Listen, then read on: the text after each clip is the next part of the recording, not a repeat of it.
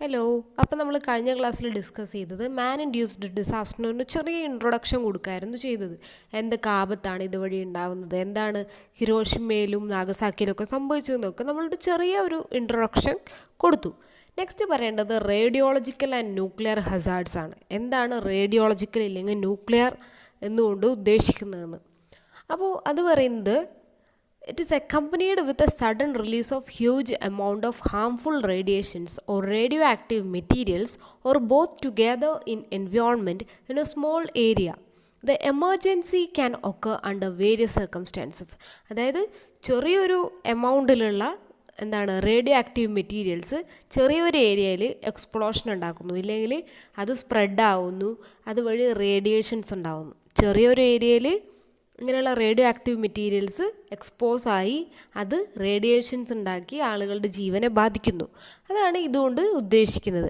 അപ്പോൾ മെയിനായിട്ട് radio active agents ഏതൊക്കെയാണെന്ന് നമ്മളറിയണം. അപ്പോൾ യുറാനിയം, തോറിയം, സീസിയം, കൊബാൾട്ട് തുടങ്ങിയിട്ടുള്ള വസ്തുക്കളാണ് കൂടുതലായിട്ടും ഈ റേഡിയോ ആക്റ്റീവ് ആയിട്ടുള്ള കാര്യങ്ങൾ പുറത്തുവിടുന്നത്. അത് മനുഷ്യന്മാർക്ക് വളരെയധികം ദോഷം ഉണ്ടാക്കും. അത് കണ്ടു കഴിഞ്ഞാൽ കണ്ണിൻ്റെ കാഴ്ച പോവും, അതുപോലൊക്കെ നമ്മൾ പറഞ്ഞു. ശരീരത്തിന് ബ്ലൈൻഡ് ആക്കും, നമ്മളെ ശരീരത്തെ ബാധിക്കും എന്നൊക്കെ പറഞ്ഞു.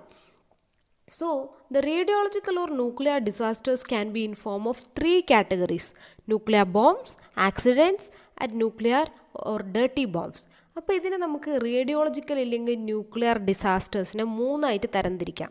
അതിലൊന്നാണ് ന്യൂക്ലിയർ ബോംബ്. ആദ്യത്തത് ന്യൂക്ലിയർ ബോംബ്, രണ്ടാമത്തത് ഡ്യൂ ടു ആൻ ആക്സിഡൻറ്റ്, ഒരു ആക്സിഡൻ്റലായിട്ടുണ്ടാവാം, മൂന്നാമത്തത് ഒരു ടെററിസ്റ്റ് അറ്റാക്ക് എന്നുള്ള രീതിയിൽ, ഡേർട്ടി ബോംബ് എന്നുള്ള രീതിയിലും പറയാം. അപ്പോൾ ആദ്യം എന്താണ് ന്യൂക്ലിയർ ബോംബ് എന്ന് പറയാം.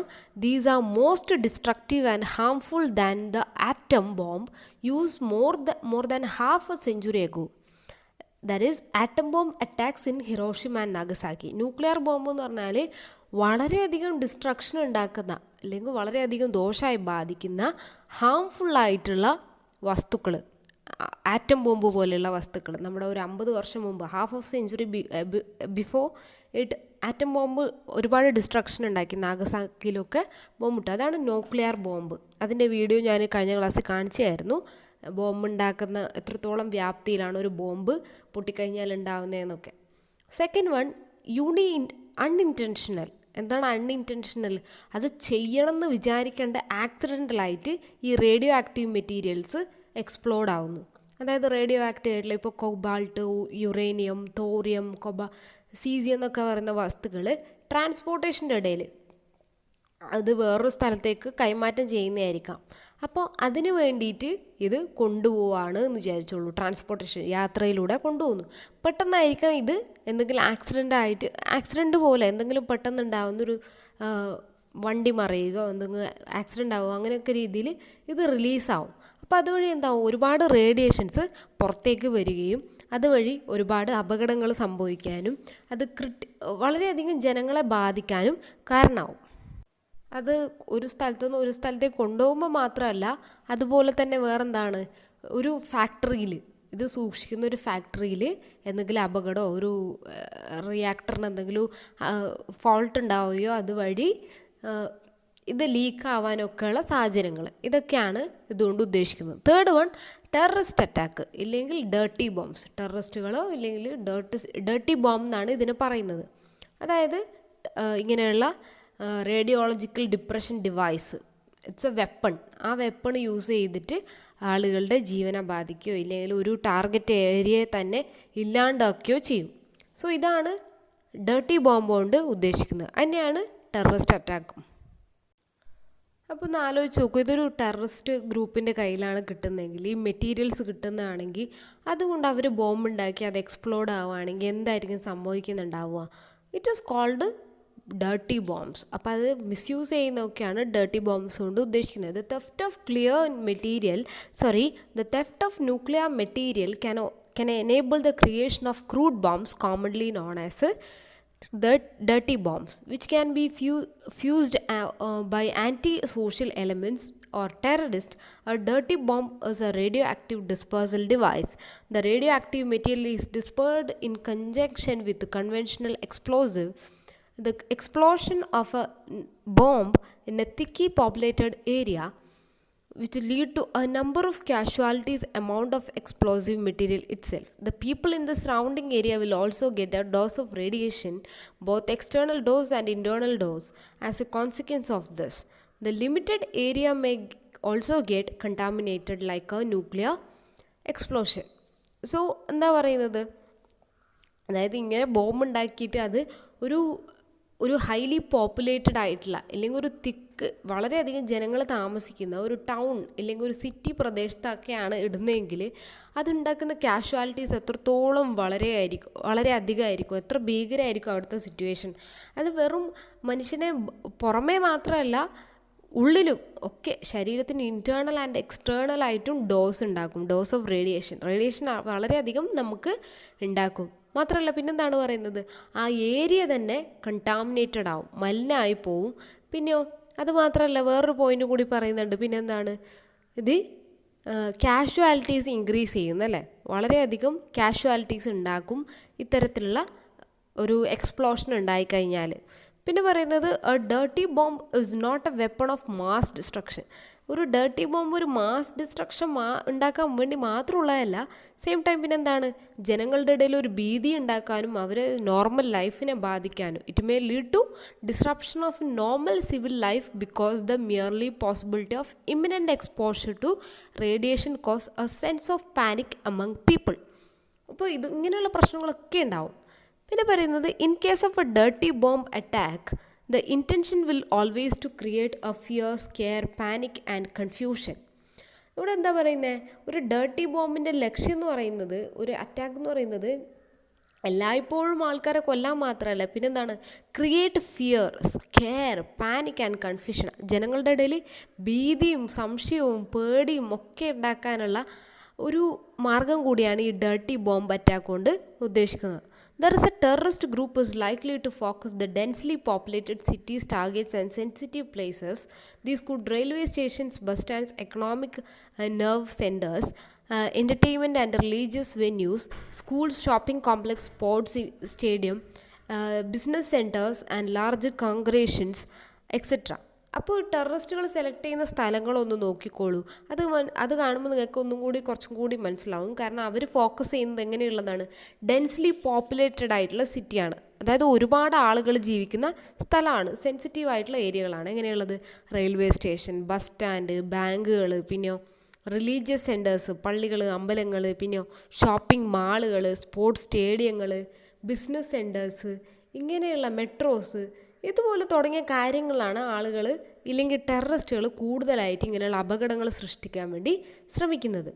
While it is difficult to predict in cities likely to be targeted.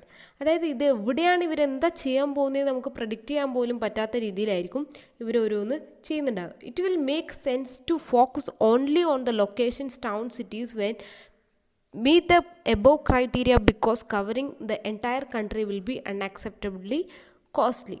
അപ്പോൾ രാജ്യത്തിൻ്റെ എല്ലാ ഭാഗങ്ങളും സെലക്ട് ചെയ്യുന്നതും അത്ര അവരങ്ങനെ ഒരു കാര്യം ചെയ്യില്ല. പിന്നെ നമുക്ക് നമ്മുടെ ലിമിറ്റഡ് ഫോഴ്സിൽ ഇതൊക്കെ നോക്കാമെന്ന് വെച്ച് കഴിഞ്ഞാലും വളരെയധികം വിഷമാണ്. The dirty bomb can also use to contaminate food stocks, life stocks, harvest and crops. അപ്പോൾ ഇത് വെറും മനുഷ്യന്മാരെ മാത്രമല്ല ബാധിക്കുന്നത് ഈ ഡേർട്ടി ബോംബ്, പിന്നെയോ നമ്മുടെ ഫുഡ് സപ്ലൈസ്, നമ്മുടെ ഭക്ഷണം, നമ്മുടെ കൃഷി ചെയ്ത് ഉണ്ടാക്കിയ ഉൽപ്പന്നങ്ങൾ എല്ലാത്തിനെയും തന്നെ വളരെയധികം മോശമായിട്ട് ഈ ഡേർട്ടി ബോംബ്സ് ബാധിക്കും. This would ensure the area is rendered unfit for agriculture and farming for the years to come. അപ്പോൾ ഇത് തിരിച്ചു പിടിക്കാം, അതായത് ഇത് ഫിറ്റാക്കാൻ, അൺഫിറ്റായിരിക്കും വർഷങ്ങളോളം. ഈ റേഡിയോ ആക്റ്റീവ് മെറ്റീരിയൽസ് കാരണം കണ്ടാമിനേറ്റഡായ ഭൂമി തിരിച്ചു കിട്ടാൻ അത്രത്തോളം കഷ്ടമാണ്. കാരണം അതിൻ്റെ എല്ലാ നല്ല വശങ്ങളും പോയി അതൊരു ദുരന്ത ഭൂമിയായിട്ട് മാറും ഒരു റേഡിയോ ആക്ടിവിറ്റി നടന്നു കഴിഞ്ഞാൽ. And radioactive materials which can be obtained comparatively easily through covered means and carried handled easily. The radionuclides which could be used in isotopes of cesium, cobalt, indium, iodine, strontium, uranium, plutonium. അതായത് ഇങ്ങനെയുള്ള സാധനങ്ങൾ കിട്ടാൻ വലിയ ബുദ്ധിമുട്ടൊന്നുമില്ല എന്നാണ് പറയുന്നത്. പിന്നെ അടുത്ത പറയുന്നത് another possible modus operandi by the terrorist may be to plant radioactive material at a place of where the people congregate, a cinema hall for example, so that the people are exposed to the radiation. അതായത് പറയുന്നത് അവരുടെ വേറൊരു mode of operation എന്ന് പറയുന്നത് ടെററിസ്റ്റുകൾ ഇതെവിടെയാണ് വെക്കാന്ന് വെച്ച് കഴിഞ്ഞാൽ ആളുകൾ കൂടുന്ന ഇതിനെ കാണുന്ന അല്ലെങ്കിൽ ഒരു സിനിമ ഹാള് പോലെയുള്ള അവിടെയൊക്കെ ആയിരിക്കും വെക്കുന്നുണ്ട്. സോ അവർ ഈ റേഡിയേഷന് കൂടുതലായിട്ട് എക്സ്പോസ് ആവും. ഇപ്പോൾ ഒരു ഷോപ്പിംഗ് മാളിലാണ് ഈ ഒരു റേഡിയോ ആക്ടിവിറ്റി നടക്കുന്നത്, റേഡിയോ ആക്റ്റീവ് ആയിട്ടുള്ള മെറ്റീരിയൽസ് ഉള്ള ഒരു ബോംബോ എന്തെങ്കിലും ഒരു സംഭവം അവിടെ പ്ലേസ് ചെയ്യുന്നു. അതിന് ആൾക്കാർ അതിനെ അഫക്റ്റ് ചെയ്യുന്നതിനനുസരിച്ച് ഇത് കൂടുതലായിട്ട് ആൾക്കാരൊക്കെ ദോഷം ചെയ്യാൻ തുടങ്ങും. The possibilities of this modus operandi being adopted would be low, as the terrorist would be looking to something which makes a visible and a demonstrate impact. Nevertheless, it would be advisable to prepare for the contingency as well. അപ്പോൾ നമ്മളെല്ലാത്തിനും കൂടി prepare ആയിരിക്കണം. എപ്പോഴാണ് ഇങ്ങനെയുള്ള radio active ആയിട്ടുള്ള എഫക്റ്റുകൾ നമുക്കുണ്ടാവുമെന്നും പറയാൻ പറ്റുന്നൊരു സാഹചര്യമില്ല. The response to a radiological attack by terrorist elements will require coordinated action by a number of departments and agencies. All agencies, central, state, district, sub-district levels are required to formulate the standard operating procedures laying down the action by taken various agencies, departments for the preparedness and response. അപ്പോൾ ഇങ്ങനെയുള്ള അറ്റാക്കുകൾ ഉണ്ടായിക്കഴിഞ്ഞാൽ അതിന് എങ്ങനെ solve ചെയ്യാന്നുള്ളത്, ഇതിനോട് എങ്ങനെ respond ചെയ്യുന്നുള്ളത് വളരെ വലിയൊരു കാര്യം തന്നെയാണ്. അപ്പോൾ state, central, sub district, district ലെവലായിട്ടുള്ള എല്ലാ കാര്യങ്ങളും കറക്റ്റായിട്ട് ഓപ്പറേറ്റ് ചെയ്ത് കഴിഞ്ഞാൽ ഇങ്ങനെയുള്ള പ്രശ്നങ്ങളൊക്കെ സോൾവ് ചെയ്യാൻ പറ്റുള്ളൂ. അപ്പോൾ ഇതിന് പ്രോപ്പറായിട്ട് പ്രിപ്പയർ ആവുകയും അതിനോട് റെസ്പോണ്ട് ചെയ്യാന്നുള്ളത് വലിയൊരു കാര്യം തന്നെ ആണ്. ഇതിൻ്റെ കണ്ടിന്യൂഷനായിട്ട് ലാസ്റ്റ് ഒരു പോയിന്റ് കൂടി പറയാനുള്ളൂ. എങ്ങനെയാണ് ഒരു റേഡിയോ ആക്ടിവിറ്റി നമ്മൾ തിരിച്ചറിയുക എന്നുള്ളതാണ്. അതായത് നമുക്ക് nausea, dizziness, vomiting and disorientation with no odor but a wave of heat. A nuclear explosion is followed by a blast like a mushroom cloud which can cause instant blindness if viewed. ഇത് നമ്മൾ സ്റ്റാർട്ടിങ്ങിൽ പറഞ്ഞ കാര്യം തന്നെയാണ്. എങ്ങനെയാണ് ഒരു radio activity ഉണ്ടായിക്കഴിഞ്ഞാൽ നമുക്ക് തിരിച്ചറിയാമെന്നുള്ള കാര്യമാണ്. അതായത് നമുക്ക് തലകറക്കം, തലവേദന, തലചുറ്റൽ ഇങ്ങനെയുള്ള കാര്യങ്ങളുണ്ടാവും. പിന്നെ മഷ്റൂം ക്ലൗഡ് പോലെ, അതായത് അത് പൊട്ടുന്നത് നിങ്ങൾ കണ്ടിട്ടാവുമല്ലോ, ഞാൻ ആ ഗിഫ് കാണിച്ചിരുന്നു. അതിൽ പോലെ അതിങ്ങനെ പൊട്ടി, അത് ആണ് ന്യൂക്ലിയർ എക്സ്പ്ലോഷൻ എന്ന് മനസ്സിലാക്കിക്കോളൂ. അതൊരു നമുക്കൊരു മണമൊന്നും ഉണ്ടാവില്ല, ഒരു ചൂട് കാറ്റ് പോലെ, ഒരു ചൂട് തരംഗം പോലെ നമ്മുടെ അടുത്ത് വരും.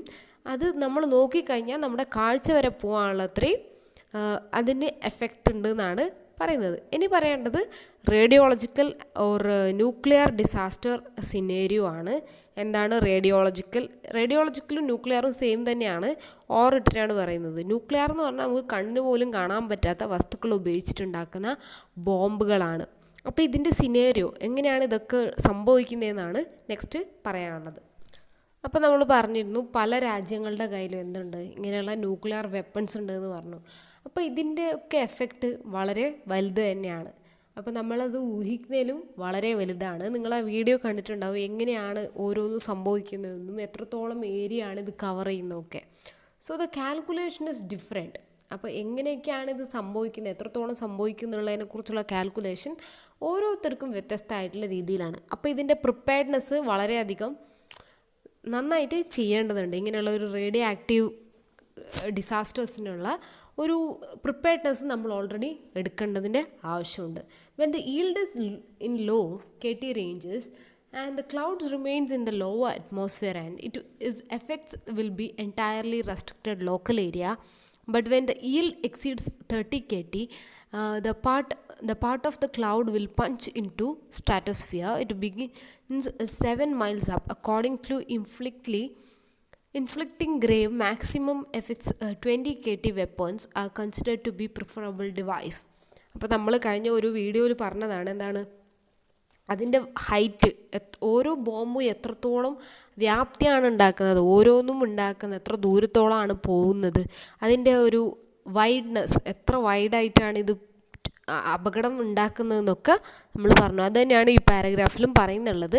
The degree of damage shall be depended upon the protection available at that time of denotation of damage. അതായത് എത്രത്തോളം ഡാമേജ് ഉണ്ടായി എന്നുള്ളത് എന്തിനെ ആശ്രയിച്ചിരിക്കുന്നു, എത്രത്തോളം പ്രൊട്ടക്ഷൻ അവിടെ നടന്നു എന്നുള്ളതിനനുസരിച്ചിട്ടാണ്. The above table gives a schematic picture with reference to unprotected objects and individuals. The blast winds and last effect to follow the may extinguish fire. ചിലപ്പോൾ ഇതൊക്കെ തീപിടുത്തവും ഉണ്ടാക്കാം. അപ്പോൾ ഇങ്ങനെയുള്ള പ്രിപ്പയർഡ്നെസ് വളരെ നന്നായിട്ട് നടത്തിയില്ലെങ്കിൽ ആകെ മൊത്തം കുഴപ്പമാണെന്നാണ് പറഞ്ഞു വരുന്നത്. Another phase of determinate effect that will follow the due to fallout. The radioactivity deposition on the ground and its effect on human being will depended upon the several factors.